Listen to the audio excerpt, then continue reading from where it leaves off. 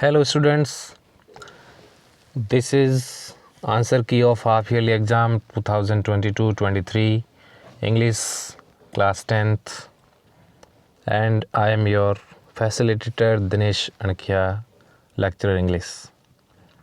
Let's begin the answer key of English class 10th. जिला समान परीक्षा Barmer. First section reading. Read the following passage and answer the questions. पहले question में passage को पढ़ना है और आंसर देने हैं. तो जो पहला क्वेश्चन है वो हेल्थ पॉजिटिव ऐसे शब्द है इसमें, यानी कि पॉजिटिव हेल्थ, अपना जो स्वास्थ्य है वो पॉजिटिव हो, अच्छे मायने में हो, इससे संबंधित पैसेज है. क्वेश्चन स्टार्ट करते हैं. What is health? हेल्थ क्या है?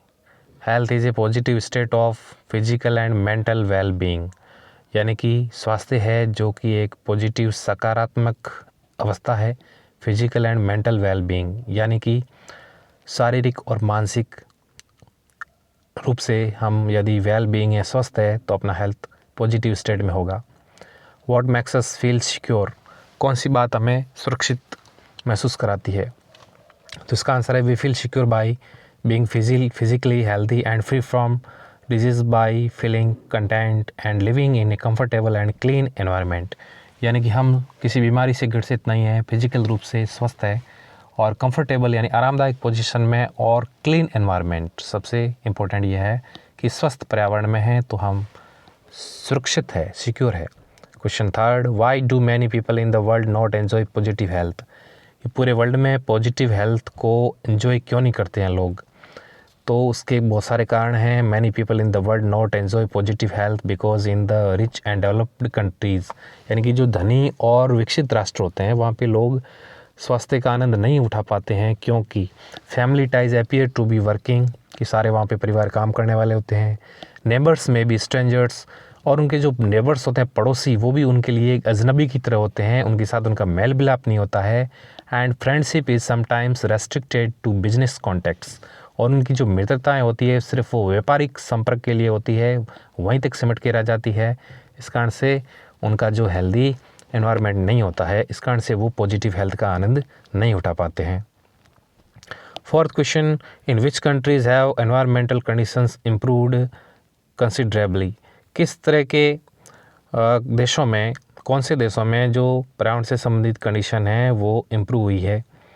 In the rich and developed countries have environmental conditions improved considerably. तो इसका आंसर ये होगा कि रिच और डेवलप्ड कंट्रीज़ उनमें एनवायरमेंट कंडीशंस कंसिडरेबली वांछनीय रूप से इम्प्रूव हुई है.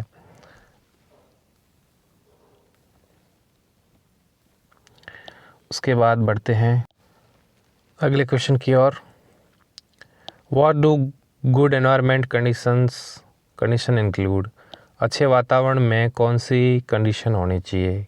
तो इसका आंसर होगा our close and harmonious interactions with family members, neighbours and friends help us to make good environment conditions. तो हमारे एनवायरमेंटल कंडीशन अच्छी तब होगी जब अपने फैमिली मेम्बर्स, जो पड़ोसी है, फ्रेंड्स है, वो हमारी हेल्प करें, उनके साथ में क्लोज एंड हारमोनियस इंटरेक्शंस हो, नज़दीक और भाईचारा बढ़ाने वाले संबंध हो सारे लोगों के बीच में, तो अपना जो है एनवायरनमेंट अच्छा होगा.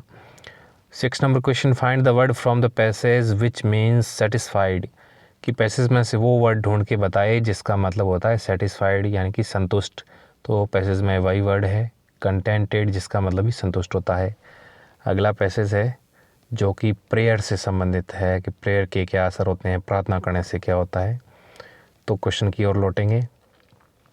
What does a man do when all efforts fail? कि सारे जो एफर्ट्स है यानी कि सारी कोशिशें असफल हो जाती है तो मनुष्य क्या करता है?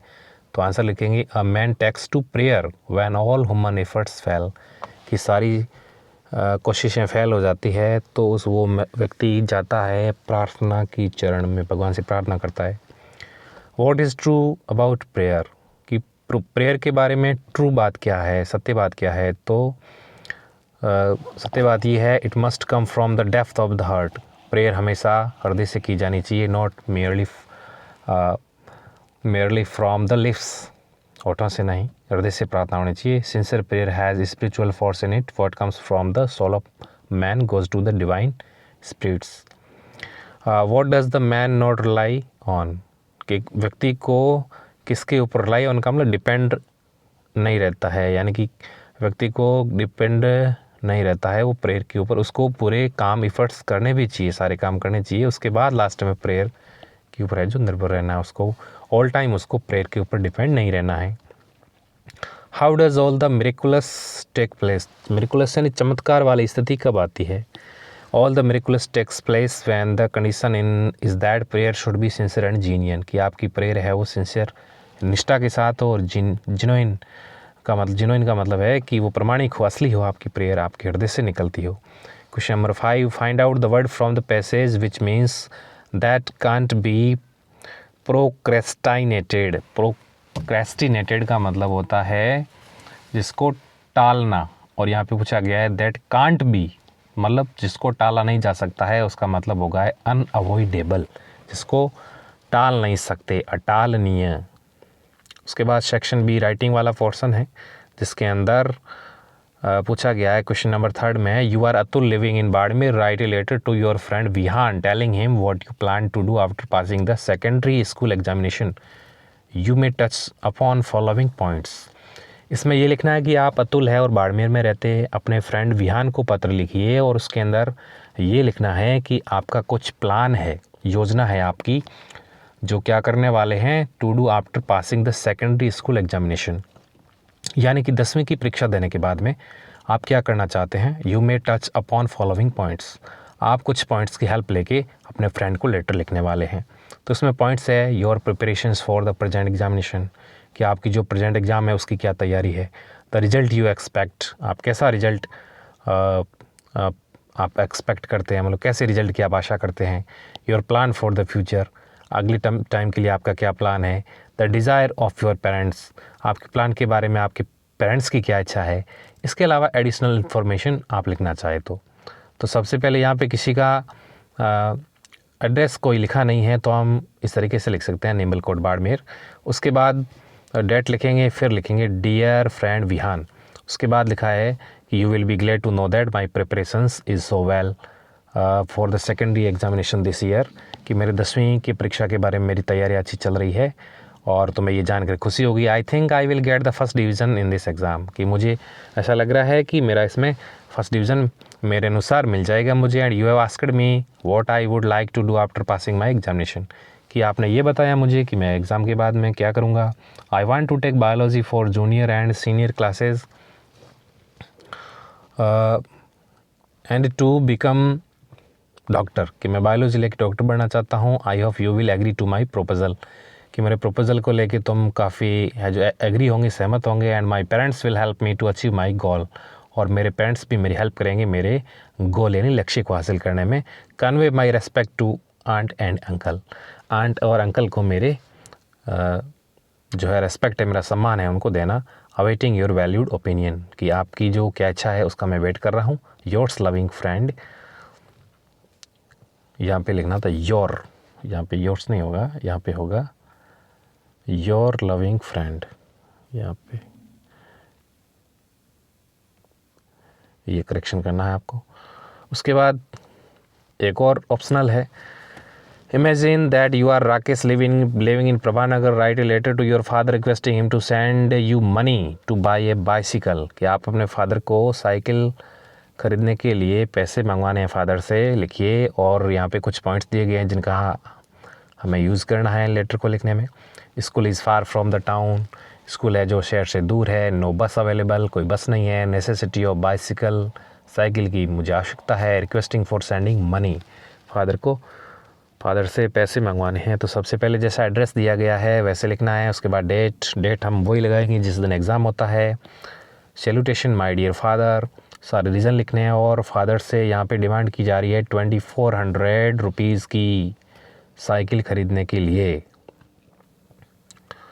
उसके बाद क्वेश्चन नंबर 4 में स्टोरी पूछी गई है, bee falls into water, drown, dove, यानी कि ये स्टोरी है बी एंड डव की, यानी कि मधुमक्खी और फाख्ता।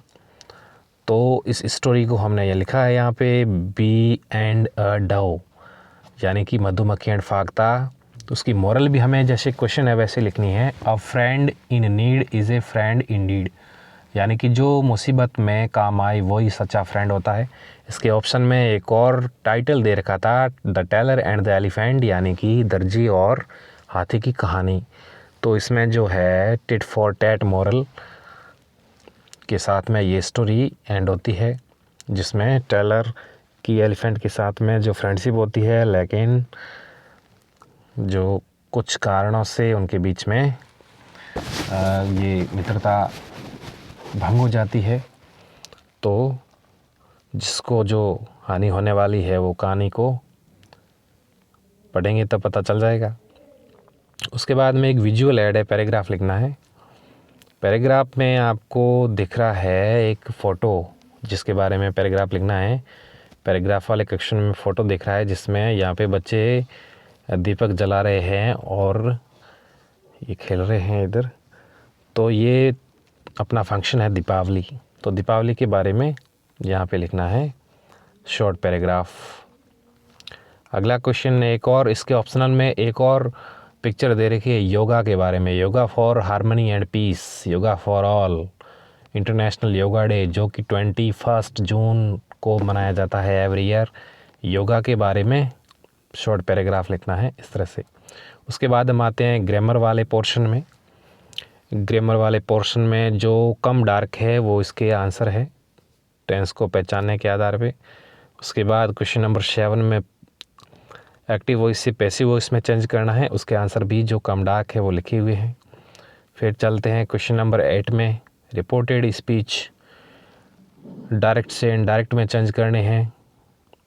जो डार्क शब्द जो सेंटेंस है वो डार्क सेंटेंस है वो इनडायरेक्ट स्पीच में लिखे गए हैं, और जो नॉर्मल सेंटेंस है वो इनडायरेक्ट स्पीच में लिखे गए हैं। उसके बाद क्वेश्चन नंबर 9 में क्वेश्चन फ्रेमिंग है, होम से आंसर लिखा हुआ है, क्वेश्चन बनाना है होम से। उसके बाद क्वेश्चन नंबर इसके 2 है जो 9 का, उसके अंदर क्वेश्चन टैग बनाना है। आई एम लेट टुडे, इसका क्वेश्चन टैग होगा aren't I. Section D text book से पैसेज लिया गया है। पहला जो क्वेश्चन है, from home did Mandela, Nelson Mandela long walk to freedom, ऐसे लिए गए हैं। क्वेश्चन आंसर लिखे हुए हैं। काफ़ी सारी मिस्टेक्स थी इस पेपर में, बिल्कुल मैंने काफ़ी जहाँ तक संभव है इसको स्पेलिंग सारी ठीक करके ये पेपर तैयार किया है। काफ़ी सारी स्पेलिंग की मिस्टेक थी और सेंटेंस की मिस्टेक थी। उसके बाद में एक और पैसेज है जो कि बेकर फ्रॉम गोवा से लिया गया है। इस पैसेज के आंसर इस तरीके से लिखे गए हैं।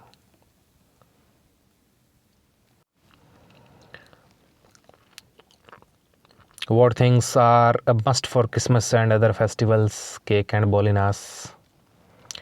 Second, who invites comment है ये, who invites comments, he is dressed like a peddler। काफ़ी सारी मिस्टेक है सेंटेंस में, तो इसको स्पेलिंग मिस्टेक को काफ़ी मैंने ठीक किया है, कोई रह गई होगी। तो यहाँ पे जो ये कमेंड लिखा है, ये कमेंड नहीं है, ये है कमेंट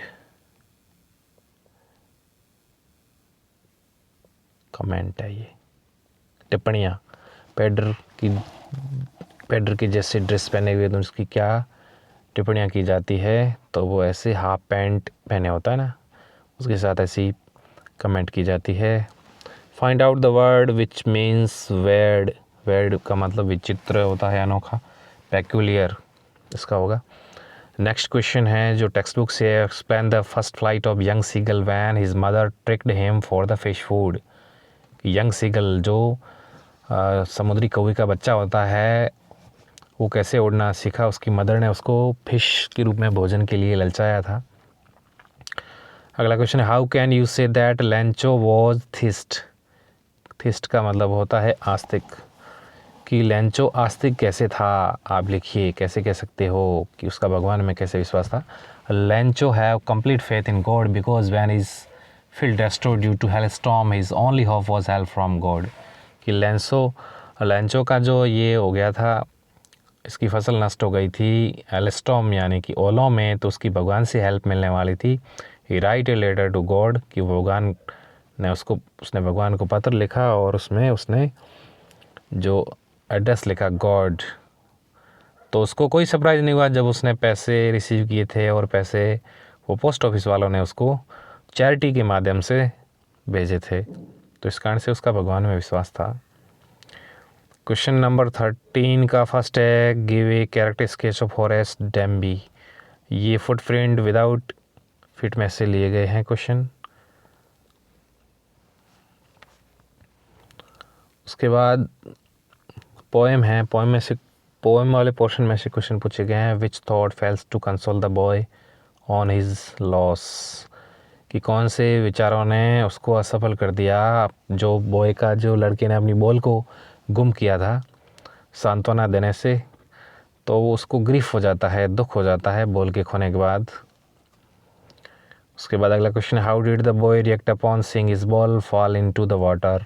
उसकी बॉल पानी में चली गई तो उसका क्या रिएक्शन था. वो ट्रैम्बलिंग, कांपना, रिजिड होना, कठोर हो जाता है और नीचे देखता रहता है.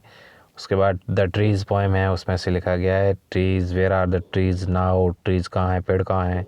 The trees inside are moving out into forest. घर के अंदर पेड़ हैं और जंगल की तरफ जाने की कोशिश कर रहे होते हैं. How will the empty forest change overnight. पूरे रात जो जंगल है खाली होता है, पूरे रात में उसमें क्या चेंज होता है. तो सारे मॉर्निंग टाइम तक वो जंगल से सारे जो पेड़ है वो जंगल में चले जाएंगे और जंगल भर जाएगा पेड़ों से. उसके बाद क्वेश्चन नंबर 50 में ये भी पोएम वाले क्वेश्चन है, बंगाल टाइगर के बारे में लिखना है. उसके बाद Amanda void as Amanda wish to be shoal in habitat of the sea. Amanda नाम की जो लड़की होती है वो समुद्र में अकेला निवासी बन के क्यों रहना चाहती है. उसके बाद है, why does the poet prefer to the company of animals. Poet जो कंपनी यानी कि अब जो अपना साथ है वो जानवरों के साथ में क्यों रहना चाहता है. उसके बाद क्वेश्चन नंबर 60 में एनी 3 करने हैं. 5 क्वेश्चन है, उसमें से आपको 3 क्वेश्चन करने हैं. तो पहला क्वेश्चन है, why does Annie want to keep a diary. Annie diary क्यों रखना चाहती है. अगला क्वेश्चन है, what does gallantry mean to Mandela. Gallantry का मतलब होता है वीरता. वीरता का मंडेला के लिए क्या मतलब है, ऐसे लिखना है. उसके बाद what sort of a girl was Wanda Petronski. The 100 dresses. किस टाइप की लड़की थी वांडा. उसके बाद है, what made the author choose an otter a pet. How did he it behave with him for the first 24 hours. किस प्रकार से पेटर, ये जो था ऑटर जो था, ये उदबिलाव, ये लेखक ने कैसे उसको पालतू बनाया और उसने 24 घंटे तक कैसा व्यवहार किया. तो ये ऑटर के बारे में क्वेश्चन है. तो इस प्रकार से मैंने कुछ और क्वेश्चन थे, उसके अंदर काफ़ी मिस्टेक्स थी, तो उसको मैंने 3-4 क्वेश्चन को अवॉइड किया है, क्योंकि उसे पता नहीं चल रहा था कि कौन से लेसन में से है. ये जो पेपर था काफ़ी टिपिकल वे में क्रिएट किया गया था. इसमें खूब सारी मिस्टेक्स थी. बहुत सारी मिस्टेक मैंने रिमूव करके, इसकी स्पेलिंग ठीक करके ये आपके लिए सॉल्यूशन बनाया है. And I hope it will help you. और आप इसको अच्छी तरीके से समझ के बोर्ड की पैटर्न के अनुसार मॉडल पेपर से तैयारी करना. Thank you.